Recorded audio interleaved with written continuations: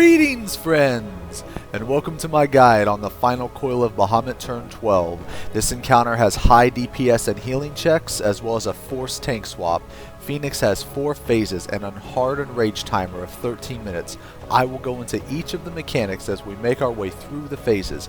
I'm sure there are other strategies that work just as well, but these are the ones that we learned as a group to best suit our playstyle and composition. Okay, let's get started. Phase 1, 100% to 80%. First off, I want to say that positioning the boss is key for the first phase. Here is how our group positions the boss. The position will allow handling mechanics very easily while keeping maximum uptime damage on Phoenix. We tank him in the middle of the circle while having all DPS on C, the healers at B, and the off tank at A.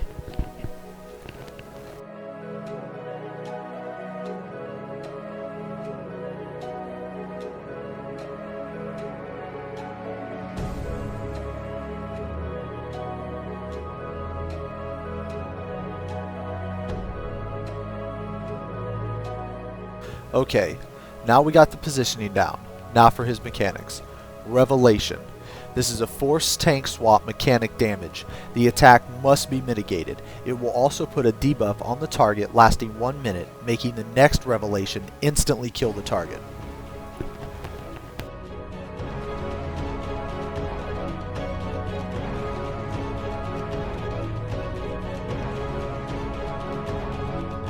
Black fire and white fire. Both these mechanics will always come back to back, and with this positioning, makes dealing with them very simple. Black fire. This ability puts a black flame underneath 1 DPS, 1 healer, and the off tank. If the black fires are too close, they will tether, doing AoE pulses, putting stacks of vulnerability and damaging the entire raid. They will also pulse if they aren't killed quickly enough. Be careful not to touch their hitbox either. Doing so will also cause them to pulsate, essentially wiping the raid. One last thing to note, this ability can be quite deceiving. The black fire is not actually placed on the ground until roughly 1.5 seconds after the cast is finished.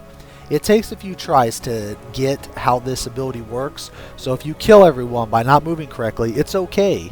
We've all been there. White fire. Now immediately after black fire, white fire will go out.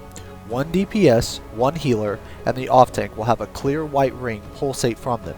You will need to stand by your appropriate fire until the white fire explodes.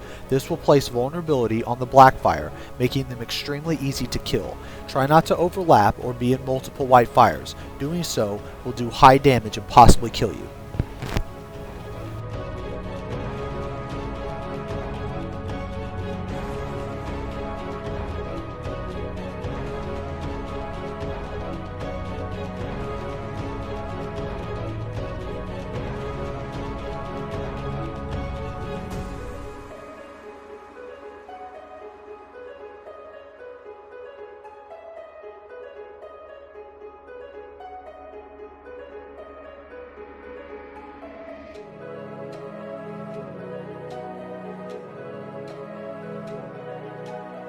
Benu.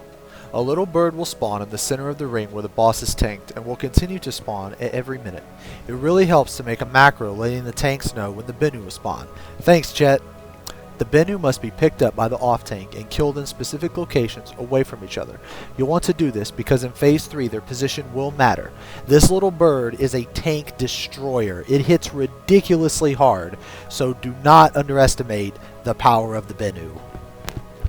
Here is where we take our Benu. The first Benu is killed directly in the center. The second is killed to the south. The third is killed to the southeast. The fourth is killed to the northwest.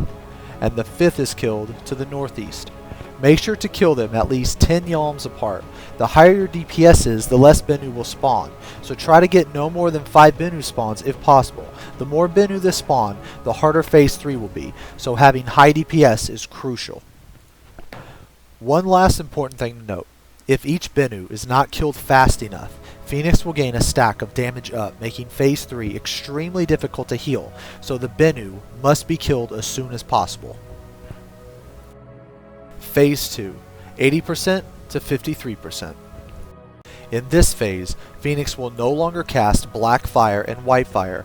Instead, he will introduce 4 new mechanics. At the start of Phase 2, he will cast Brand of Purgatory. This ability goes along with another new mechanic called Flames of Unforgiveness. Brand of Purgatory. Phoenix places a debuff on a random party member, which increases the damage taken by Flames of Unforgiveness. The debuff can be transferred by touching the targeted player. When the debuff is transferred, the targeted player explodes, doing high AoE damage. The debuff will either be green or purple. There is no difference in debuffs. Flames of Unforgiveness. High damage ability targeted at the party member with Brand of Purgatory. The Brand of Purgatory debuff must be transferred when this ability is casting, or the branded target will be instantly killed. Flames of Unforgiveness is cast roughly 18 seconds after Brand of Purgatory is initially casted.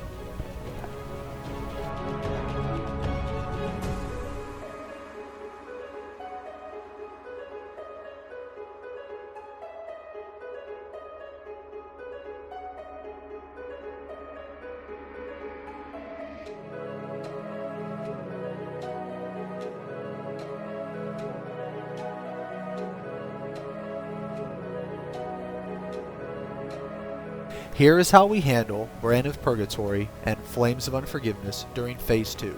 After the cast of Brand, we have the targeted person pass it to our White Mage after each person is topped off with at least an Adlo or Stone Skin.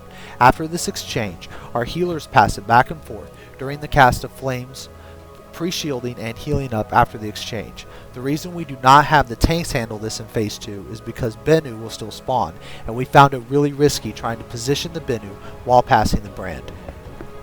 The last 2 mechanics of Phase 2 are Blue Fire and Red Fire. Blue Fire. Phoenix places a blue icon above a random person's head. After about 5 seconds, the debuff disappears and a large ring of ice drops underneath the player. After roughly 3 to 4 seconds, the ring of ice explodes for massive AoE damage, applying a heavy debuff. So once you see the ring of ice, you need to move so you are not hit. Do not move too soon though. This will leave a blue puddle on the ground needed in dealing with the Red Fire mechanic. Red Fire. Phoenix will pulsate, destroying any nearby blue fire puddles while also summoning a red fireball. This fireball tethers to a random raid member and chases them after the tether disappears. Someone must run through the blue fire puddle as red fire is being casted. Then they must intercept the red fireball. If red fire hits anyone aside from the person with the blue fire buff, it deals massive AoE damage, applying a dot, which will wipe the raid. Here is how we handled Red Fire and Blue Fire. We always take Blue Fire to B and place the puddle there. When Red Fire goes out, we have the person tethered run through the Blue Fire puddle and then intercept the fireball either by running to it or letting the Red Fire come to them. This helps eliminate any confusion or missing the fireball. Phase 3, 53%, Benu phase. Once hitting 53%, Phoenix will teleport to the north center portion of the room, creating a barrier of fire around him. If you walk into this barrier, very awful, terrible things will happen, so I recommend avoiding it at all costs. Also, this is where the dead benu placement is key. In this phase, the boss will do only one move, Flames of Rebirth. This ability is a raid-wide AoE that also buffs the boss on his next cast of Flames of Rebirth. This attack will also revive all the small benu that have been killed. In our experience, Phoenix will also gain Flames of Rebirth stacks if a living benu is buffed by a reviving benu, the adds are too close to the boss, or a party member dies. The longer this phase goes on, the more intensive the healing will become. Once the boss reaches around 14-ish stacks, the damage will become unhealable. The key to this phase is managing the way the benu die. The party will need to kill the benu in a very specific way. All of the previous benu you have killed will instantly revive at the start of this phase, so the party should stay stacked for the entirety of Phase 3. When the benu revive, they keep their aggro table, so whoever was tanking a benu will still have said aggro on that benu. The tanks will need to mark the kill order of the benu. For my group, Chet has aggro on 3 total benu, so he will mark 1, 3, and 5. I will mark 2 and 4 because I have the other 2. Once a small benu dies, it will be revived and become a big benu after the cast of Flames of Rebirth. So this phase is a DPS check, but at the same time, the DPS needs to be precise. Once a small benu dies and becomes a big benu, it will pulse an AoE around it, buffing all benu near it. So once a small one dies, the raid needs to move away so the other benu don't get buffed. We move like this: center, south, southwest, west, then back to center. Also, we cast our LB 2 or 3 here after the first benu dies and the new big benu is a part of the group. A lot of times the caster LB will kill an additional benu, so you have to be ready to move and keep your eye out for dying benu. One last thing to note: you will never want to have 2 big benu up at a time. Once a small benu dies, don't kill another small benu until you kill the big benu that is about to spawn. Once all this benu bullshit is done, the shield around the boss will go down and this will transition you into the final phase. Phase 4, 53% to 0%. In this phase, Brand of Purgatory, Flames of Unforgiveness, and Revelation will still persist. There will also be 2 more mechanics introduced. Fountain of Fire. Phoenix spawns a pool of fire which becomes tethered to it. Players must intercept the tether to stop the boss from receiving stacks. The fountain has 8 stacks total. Each stack will do increased damage the more stacks you have. So, the longer you stay in, the more stacks you will accumulate and the more damage you take. You will need to assign players on stack duty. Here is our order. White Mage takes 2, Off Tank takes 2, Bard takes 1, Black Mage takes 1, then the other tank takes 2. Once you reach your assigned stacks, you need to immediately leave the fountain so the next person can grab their stacks by stepping in. This is the order we learned and is definitely not the only way to accomplish dealing with the fountains. Different compositions may call for a different strat. However, there will always be 8 stacks total you need to divide amongst your party, so plan accordingly. The last mechanic Phoenix has is Scorched Pinion. Birds will periodically tether themselves to random raid members and charge towards them. The tethered players cannot avoid the damage, but other players can dodge by simply not standing in between or touching a tether. If a tethered person is inside a fountain getting stacks, that player must immediately be topped off and if possible shielded, or they will die. After 2 fountains, the boss will disappear and you will have to dodge plumes and scorched pinions, so spread and chill. After this, the boss will return and just rinse and repeat. Well guys, that's all I got. I hope you found this guide useful and will lead to some sweet first kills. Good luck guys.